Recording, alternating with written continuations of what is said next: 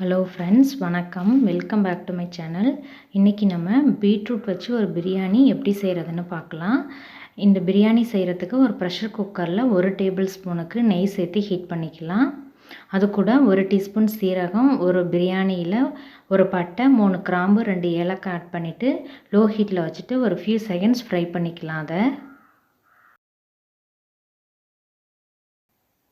இப்போ அது கூட ஒரு 2 வெங்காயத்தை பொடியாக நறுக்கி ஆட் பண்ணிக்கலாம். அது கூட 2 பச்சை மிளகாயை கட் பண்ணிவிட்டு சேர்த்துக்கலாம். இதை மீடியம் ஹீட்டில் வச்சுட்டு ஒரு 2 மினிட்ஸுக்கு வதக்கி விட்டுறலாம். இப்போ இது கூட இஞ்சி பூண்டு விழுது 1 டேபிள் ஸ்பூனுக்கு ஆட் பண்ணிக்கலாம். இதோட பச்சை வாசனை போகிற வரைக்கும் இதை வதக்கிக்கலாம். இப்போ இஞ்சி பூண்டு விழுது நல்லா குக் பண்ணியாச்சு. இது கூட ஒரு தக்காளியை நான் கட் பண்ணி வச்சுருக்கேன், அதை ஆட் பண்ணிக்கலாம். தக்காளி நல்லா சாஃப்டாக குக் ஆகிற வரைக்கும் மீடியம் ஹீட்டில் வச்சுட்டு குக் பண்ணிக்கலாம். இப்போ எல்லாத்தையும் நல்லா வதக்கியாச்சு. இது கூட ஒரு பீட்ரூட்டை தோலை ரிமூவ் பண்ணிவிட்டு கட் பண்ணி வச்சுருக்கேன், அதை ஆட் பண்ணிக்கலாம். இதை ஒரு 2லேருந்து 4 நிமிஷம் மீடியம் ஹீட்டில் வச்சுட்டு குக் பண்ணிக்கலாம். இப்போ பீட்ரூட்டை நல்லா குக் பண்ணியாச்சு. இப்போ இது கூட புதினா கொத்தமல்லி இலை கொஞ்சமாக கட் பண்ணி வச்சுருக்கேன், அதை ஆட் பண்ணிக்கலாம். தேவையான அளவு உப்பு சேர்த்துக்கலாம். 1 டீஸ்பூனுக்கு கரம் மசாலா பவுடர் ஆட் பண்ணிவிட்டு 1/4 டீஸ்பூன் மஞ்சள் தூள், ஒரு 1 மினிட்டுக்கு லோ ஹீட்டில் வச்சுட்டு இதை வதக்கிக்கலாம். இப்போ இது கூட தண்ணி 1/2 கப் சேர்த்துக்கலாம். 1 கப் பாஸ்மதி அரிசிக்கு 1/2 கப் தண்ணி ஆட் பண்ணிக்கலாம். இப்போ எல்லாத்தையும் நல்லா கலந்து விட்டுறலாம். இப்போ இதை அப்படியே மீடியம் ஹீட்டில் வச்சு கொதி வர்ற வரைக்கும் குக் பண்ணிக்கலாம். இப்போ நல்லா கொதிக்க ஆரம்பிக்குது.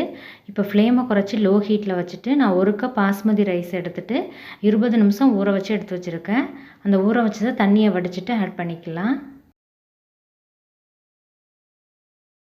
இப்போ ஜென்டலாக ஒரு தடவை மிக்ஸ் பண்ணி விட்டுறலாம். இப்போ ப்ரெஷர் குக்கரை க்ளோஸ் பண்ணிவிட்டு லோ ஹீட்லேயே வச்சு ஒரு 12லேருந்து 15 நிமிஷம் குக் பண்ணிக்கலாம். சிம்லேயே வச்சுக்கலாம். 15 நிமிஷம் கழித்து பார்க்கலாம். இப்போ ஒரு 12 நிமிஷம் ஆயிடுச்சு. ஃப்ளேமை ஆஃப் பண்ணிவிட்டு ப்ரெஷர்லாம் ரிலீஸ் ஆகிற வரைக்கும் ஓப்பன் பண்ணாமல் வச்சிடலாம். இப்போ ப்ரெஷர்லாம் ரிலீஸ் ஆனதும் ஓப்பன் பண்ணி பார்க்கலாம். இப்போ நல்லா குக் ஆகிருக்கு ரைஸு. இதை அப்படியே ஒரு பிளேட்டில் ட்ரான்ஸ்ஃபர் பண்ணி எடுத்து வச்சுக்கலாம். இப்போ இதில் ஒரு அரை எலுமிச்சம்பழத்தோட ஜூஸ் பிழிஞ்சு ஆட் பண்ணிக்கலாம். இப்போ எல்லாத்தையும் நல்லா ஒரு தடவை மிக்ஸ் பண்ணி விட்டுறலாம். இதை அப்படியே ஒரு 5 மினிட்ஸ் வச்சுட்டு நம்ம சர்வ் பண்ணலாம். இப்போ டேஸ்டியான ஒரு பீட்ரூட் சாதம் ரெடி ஆகிடுச்சு. இதை நம்ம ஒரு தயிர் பச்சடியோடு சர்வ் பண்ணலாம். இந்த வீடியோ பிடிச்சிருந்தா லைக் பண்ணி ஷேர் பண்ணிவிட்டு சப்ஸ்கிரைப் பண்ணி பெல் ஐக்கானை கிளிக் பண்ணி ஆளுங்கிற ஆப்ஷனை கிளிக் பண்ணி வச்சுக்கோங்க. தேங்க்யூ ஸோ மச் ஃபார் வாட்சிங்.